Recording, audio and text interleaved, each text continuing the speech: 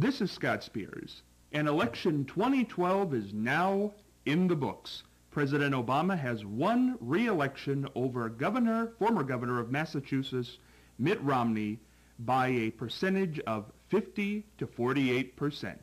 Joining us today to help sort all that out is one of the all-time great newsmen ever.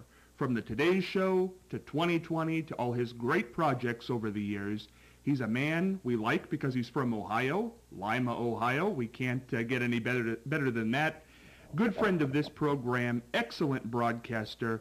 I think a guy all of us broadcasters want to be. Hugh Downs. Hugh, how are you?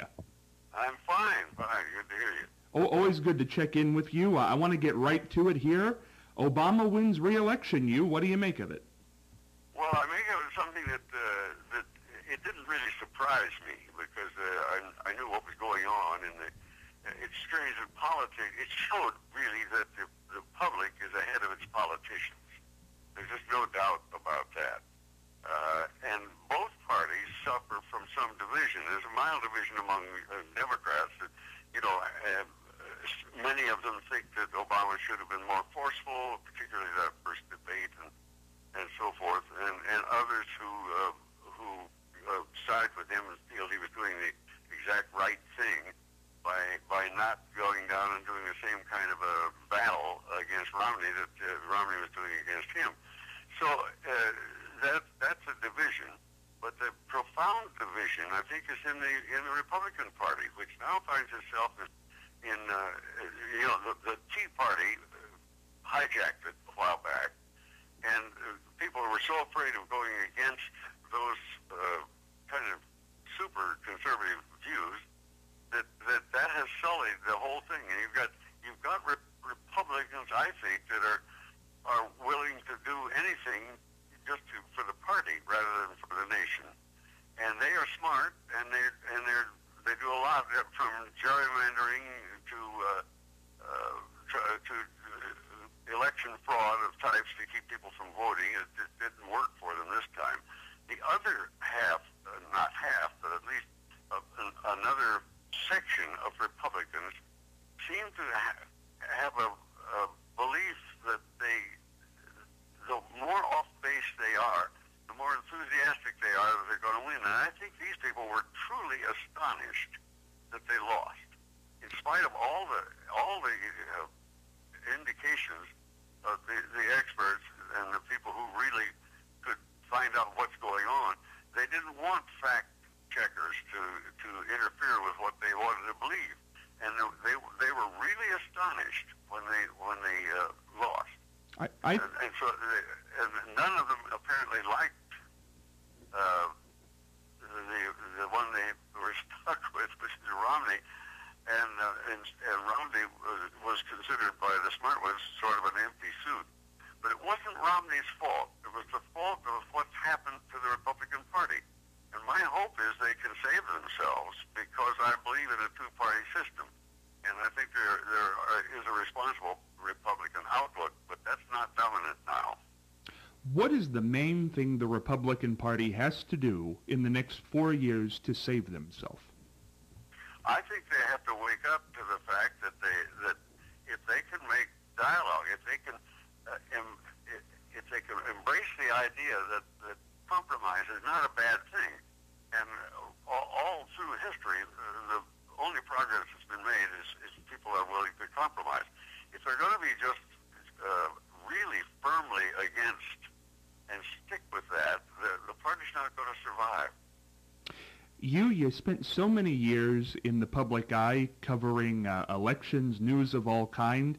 The end result in the Electoral College was 332 for Obama, 206 for Romney, not really a close election by the Electoral College's standards. Florida went a way they didn't think it was going to go at all. Did the media play this up? Do you think the insiders really knew that this wasn't going to be all that close? Absolutely, and I fault the media for this, and I hate to bite the hand that fed me for decades, but media is very guilty, I think, of trying to make a dogfight out of this that was two-sided, and because there was a lot of money at stake, and right now they're really going to be hurting because and everything that has been coming in for them rather easily, and they wanted to keep that going as a two-sided thing. And if they had announced, if it had gone back to the days when they had editors and people who could kind of keep an eye on what the truth was and everything. But the bottom line now with media is they're out to make money naturally, and they deserve to make some money.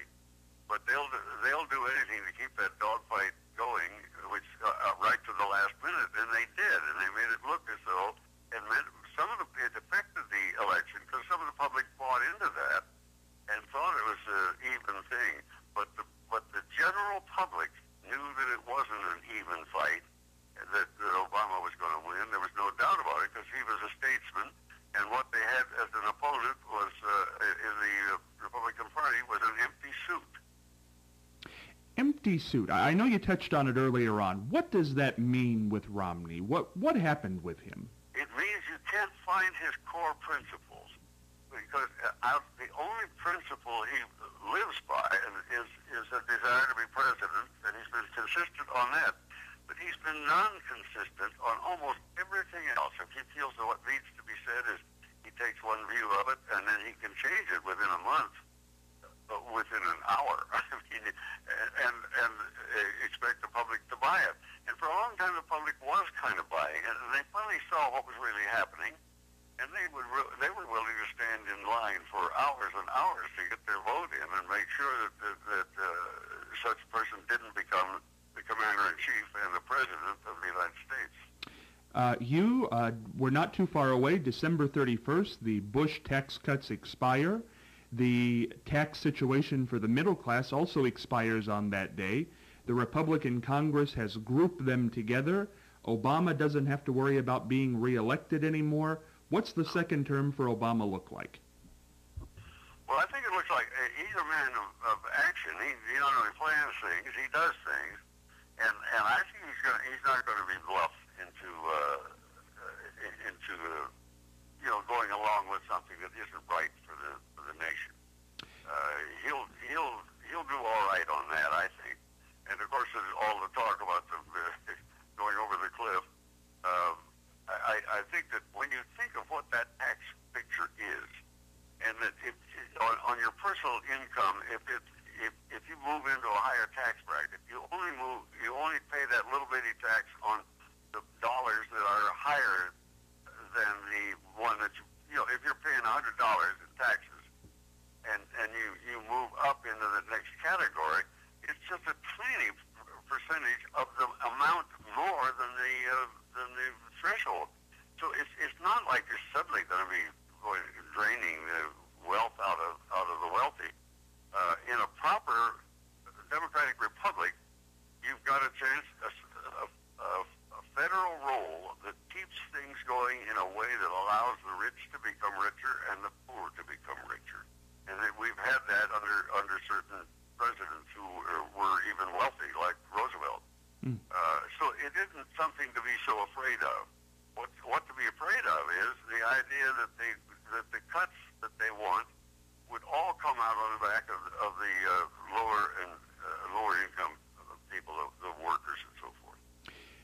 I think it's interesting because, correct me if I'm wrong, I think you were very even keel all through the majority of your network news days, but I think you came out after you left the news and said that you were a member of the Libertarian Party?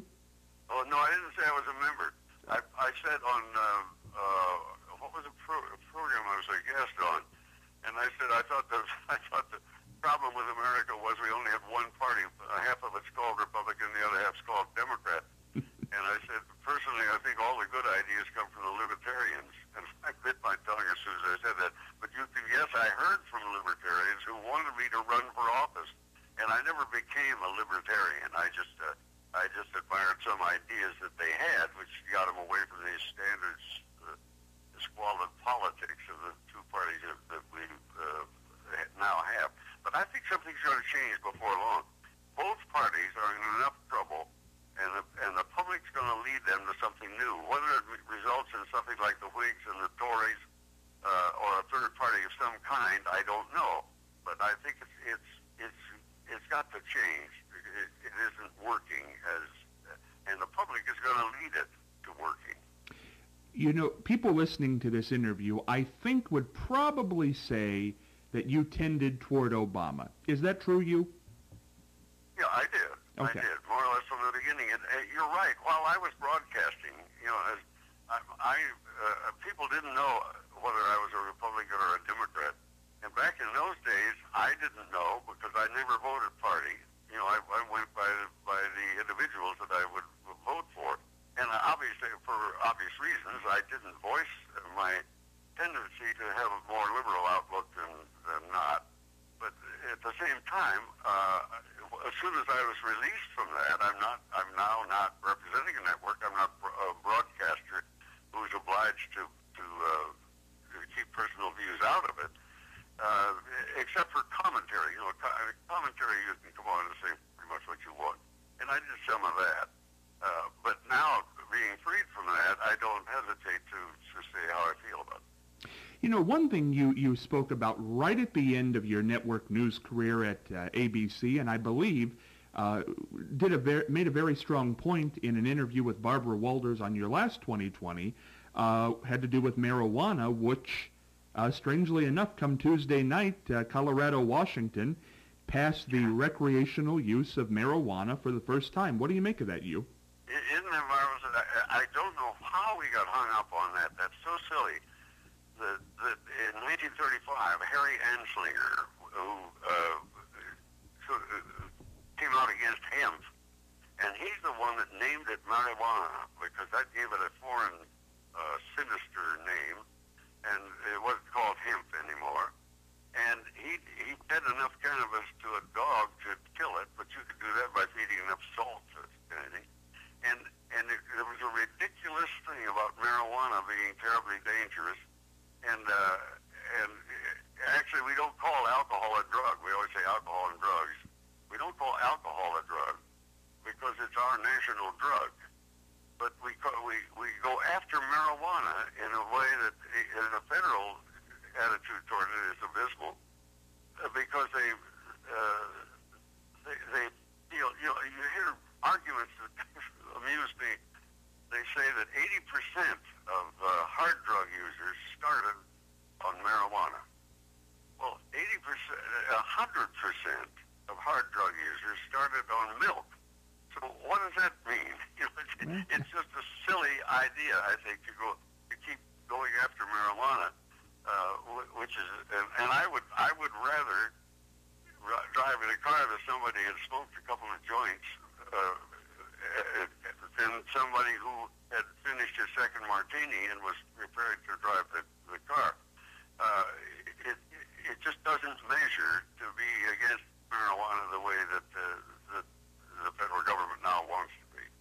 Well, and I'll tell you, another thing that happened Tuesday night, I think everything was overshadowed by the presidential race, but I think something that even got a little more attention than the recreational use of marijuana was Washington, Maine, and Maryland approved same-sex marriage by voting, which broke broke a long streak. We're getting enlightened. That's another example of the public being way ahead of their politicians. Are you happy to see that? Do you think that will be the norm? I think it will be, yes. I think eventually we'll get rid of the bigotry involved. I mean, how in the world does somebody, the two people who love each other and happen to be of the same sex, if they want to get married, how can that harm my marriage? But there are people who are so against it that they really say it's something that will. The jokes are that if they allow same-sex marriage and you got a wife, you better give up because you'll have to get a divorce or something. It's just ridiculous. And I think eventually it'll be okayed by the general public. You know, you want to end on this conversation about the election, something kind of the ridiculous. Donald Trump was out there the whole time saying things and this and that. Election night when Obama lost, he went to his Twitter page, said there needs to be a revolution, the world is laughing at us. What do you make of this guy, Hugh? He's incredible. And I think he hides his bigotry pretty well. But, when he's been a birther for a long time, he wants to get the idea that Obama was not born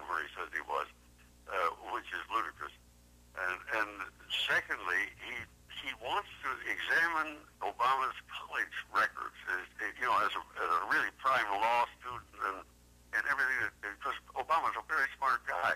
And this puzzles Donald Trump because, and I hate to say this, but I think it really is because Obama is part black. And that may be too much for Donald. Maybe he can't believe that a person who is part black could legitimately get credentials, as an attorney or the accolades that Obama has had for simply being very smart and very wise. And that's too much for Donald Trump. You know, it was interesting, you and I think your opinion means more on this next question than anybody's I could think of. After he came out and said, $5 million, give me your class records, give me your passport, your old chum from the Today Show and 2020, Barbara Walters, really kind of laid the hammer down on him on national television. Were you shocked by that? She did. I was proud of Barbara. I thought that made a lot of sense. Sensible people are kind of coming out and taking off the gloves. It's really whacking these people who are either bigots or just kind of, they're either stupid or they're venal. And I think speaking out against them is now getting more and more in vogue. You say you were proud of her. Were you shocked that she did that on national television after knowing her now for 50 years? Not really. No, not really. I think Barbara is a pretty frank person, really, and I can't imagine that she would be. It didn't surprise me. She would not be inhibited by that. She's kind of ahead of the game now, and I think her attitude and her actions now show a kind of a leadership that's emerging among thinking people who are now not going to stand for the old-time views and wrong-headed ultra-conservatism. Is the Barbara Walters we see on The View, the little more loosened up, the one you saw all the years behind the scenes on the Today Show in 2020? No, how do you mean? Is she the same? Well, I mean, she's a little more loose on The View. I mean, it's not about interviewing world leaders and heads of state. She can speak a little bit more about her opinions. Has that always pretty well been her off camera? Well, no, we were all a little inhibited because mostly from custom. And it was not that the network ever came to either of us and said, don't, soft pedal this or slant your ideas this way. They never did that. But there was such a thing as journalistic fashion. There were some things you just didn't do. It was like, all the time President Roosevelt was president, people knew that he had been crippled by polio. He was the head of the March of Dimes. But it was journalistic fashion not to show him being put into a wheelchair or something. And that's just the way you did things. And that was a kind of a polite way to be. Things are much more frank now. And it's an age of more frankness. And I think Barbara has always led in that, and that's why I really am proud of what she's been doing. Well, I tell you, when this election went down, there's nobody more that I wanted to talk to once it was over to get an opinion from, because you really are, being from Ohio helps in your popularity with me, but you truly are the gold standard, and I think always were. The stories you did were fascinating. And may your relationship with me and this program go on forever. Keep on keeping on. Same here. Good talking with you, Scott. Thank you. I'll talk to you again soon, I hope. Take care, you.